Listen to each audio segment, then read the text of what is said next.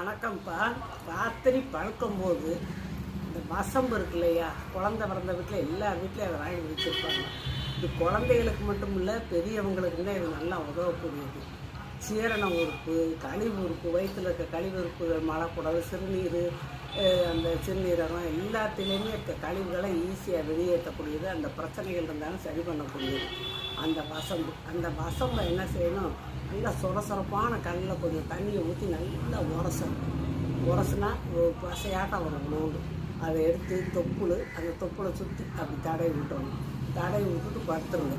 உங்களுக்கு 3 நாளையில் இந்த வயிற்று பிரச்சனை, செரிமான பிரச்சனை சரியாகும். இந்த மலக்குடல், சிறுநீரகம் இதில் இருக்க பிரச்சனைகளும் சரியாகும்.